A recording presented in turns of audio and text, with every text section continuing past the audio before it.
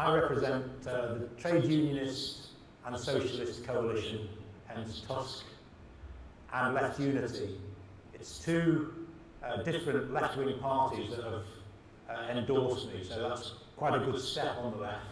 Many of you might know that the left can be quite fractious and quite fragmented, so it's a step forward. Left Unity was set up by somebody that I'm sure you will all know, that's Ken Loach, the film director. And the Trade Unionist and Socialist coalition is exactly what it says. It brings together socialist parties, socialist activists like myself, and trade unions like the RMT Transport Union. We've been formed and we're standing because we believe that there is no party that represents the interests of ordinary people, working class people who struggle to make ends meet. We see daily stories about bankers, bosses, and their £1 million bonuses, their pay packets, their pensions, whilst working class families struggle to pay the gas bill.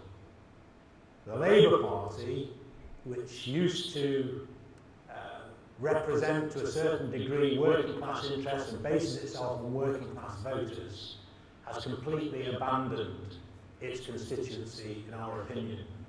What we saw in the film is how all three of the established parties, the Tories and the Liberal Democrats, I wouldn't expect any better, but also Labour, they've all accepted the idea that there's no alternative to what I would call the profit system, that's capitalism, and the market, the free market.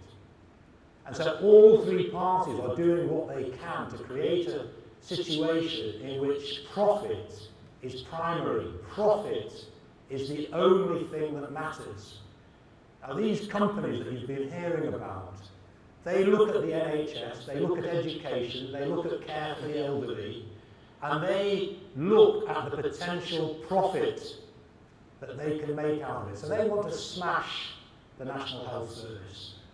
They want to open up the welfare state for profitable investment, and they will profit and we will suffer.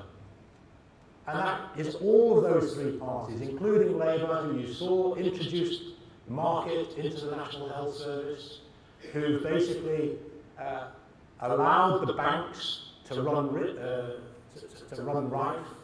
In 2008, under a Labour government, when we had the world financial crisis, the banks in Britain were bailed out to the tune of £1 trillion.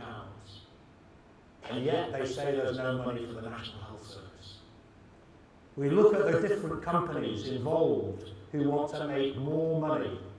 You look at what's happened with other privatised enterprises or privatised services. British Rail, a very important point was made in that programme about how they deliberately ran down British Rail. We're now subsidising the private rail companies to the tune of £2 billion a year. That's a transfer from you, as taxpayers, into the pockets of multi-billionaires like Richard Branson. And that's exactly what they're trying to do to the NHS. They want to make it so that we are paying, first of all, through our taxation that goes, like with the Private Finance Initiative. They've put us and future generations in hock to the bankers and the financial institutions and the insurance companies and the hedge funds, and so that we're paying that off for the rest of our lives and for our children's lives into the national debt. So the policies of the Trade Unionist and Socialist Coalition and Left Unity reverse the marketisation in the National Health Service, end privatisation, cancel the debt of the Private Finance Initiative. No more market, no more privatisation, no more PFI. We want a fully funded NHS, free at the point of use. We would go further and we would say that we need to go back to the situation that existed at the beginning of the National Health Service. Free prescriptions for everybody. Free health care, dental treatment, eye care for everybody. It should not be a situation where a tiny minority profit out of our illness.